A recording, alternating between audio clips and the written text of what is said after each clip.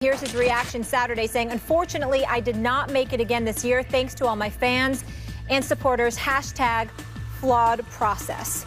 Stephen A., should T.O. be in the Hall of Fame? Not only should he be in the Hall of Fame, it's an embarrassment. It's a disgrace that he wasn't in the Hall of Fame. And as far as I'm concerned, the 48 voters that had a say in it should be ashamed of themselves. The media should be ashamed of themselves. As far as I'm concerned, you know, when people go out there and they talk about how the media is dead or whatever, it's moments like this that give credence. Now, let's be clear. Max Kellerman, exceptional boxing analyst. Donovan McNabb, probably a future Hall of Fame quarterback. Stephen A. Smith, mild-mannered reporter, your friendly neighborhood reporter. I've been a reporter for 24 years. And this is one of the problems that I have, which is why I'm glad and honored and proud to have the seat that I have. I swear to you, on everything that I am, I have never, ever diminished the accomplishments of any sports figure on any level because I did not like them. Absolutely not. It's inexcusable. Regardless of how people may feel about Terrell Owens, they have no right to ignore the 153 touchdowns, to ignore the 15,934 receiving yards, which, by the way, were third and second all-time, respectively. We are talking about a wide receiver that it ranks in the top 6 statistical categories in NFL history for a receiver, and you justify not putting him in a Hall of Fame. Why? Because you don't like this man? Oh, we were told that this guy was a cancer in the locker room, et cetera, et cetera. You can speak to that. You're a quarterback. You played with him. I respect that. But at the end of the day, as a media member, we get stuff from dudes all the time.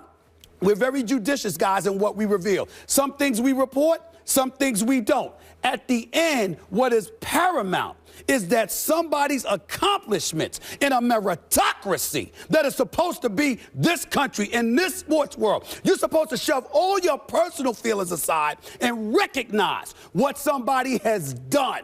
And the fact that that has been ignored because he is not liked, as far as I'm concerned, the media should turn in their card. They cannot be trusted. I don't think they should even be allowed to vote on the Hall of Fame anymore after this. It's a disgrace. In fact, if you're a member of the media who votes on this, the danger should not be in keeping him out. The danger should be that in fighting against your own bias against him, if you don't like him, you overrate him. That should be the danger. I mean, this happens to me also covering boxing, for example, and other sports, is if I've met someone and we don't get along or whatever the case may be, my danger is always let me not overrate them because I'm fighting against my own bias, right? It's never like I'm going to undercut them because I don't like them. That's disgraceful. I 100% agree.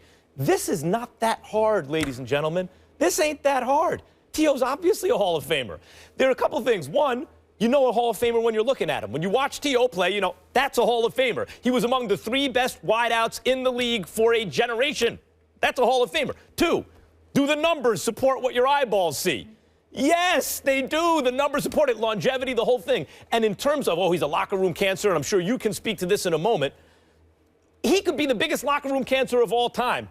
His accomplishments, eyeball-tested numbers, would still put him in the Hall of Fame, but I would remind everybody, the man played in 1 Super Bowl, on 1 leg, was criticized throughout the media all that week for being selfish, for wanting to play in the Super Bowl, making it about him, when really he's trying to get out there and help his team.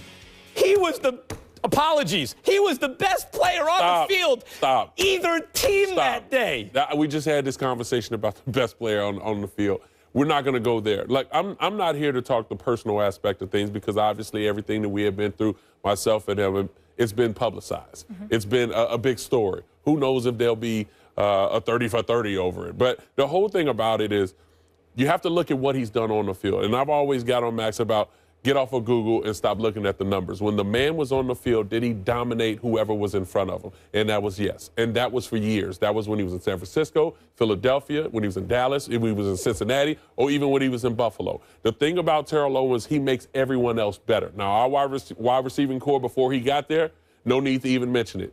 But when he got there, everybody else's game elevated. And we talk about some of the great players that have played this game when we're talking Tom Brady, when we're talking Michael Jordan. Has he made guys around him better? And I can say, yes, Terrell Owens has. But as far as the first ballot is concerned, yeah, I understand that he was a locker room cancer, and that's something for voters can use in their voting. But when you sit a man out with the numbers that he has, ranked second all time in a lot of different categories, but one was ranked third in touchdowns, there is no reason why Terrell Owens should not be in the Hall of Fame. Not to take anything away from the class that went in. Congratulations to those guys that went in. But there is no reason why Terrell Owens wasn't the first name mentioned to be inducted into the Hall of Fame going into this season. Donovan knows I covered the Philadelphia Eagles, writing for the Philadelphia Inquirer for years, especially when he and T.O. was in the same locker room. And say what you will about all of the effects that he had, that's for another day. There ain't no getting around this. The fact that reporters could sit up there, you are not in that locker room, which basically means you're going through word of mouth. There are people who love T.O., and there are people who thought he was a cancer. Right. In the end, for you to sit up there and ignore those numbers, if ever there was a case for the media to be stripped of their right to vote, this is it. Since when is it a character contest? And if we're going to go there as far, he's never in trouble with the law and anything of that matter. I understand the, Let's the just locker say room we're all issues. in trouble who all are going to be There are tough calls. It's a talent contest. There are tough calls for the Hall of Fame. This is not one of them. This should be easy. T.O.'s a Hall of call Famer. either. No question. Donovan, thank you so much for being with us. Appreciate you. Coming up, the Falcons fall in devastating fashion last night. So who's most to blame for the Super Bowl meltdown? We'll get into that topic next. And after winning his 5th Super Bowl title, Brady's got 5 on it. Does Max still think Tom Brady will fall off a cliff next season? You don't want to miss that discussion.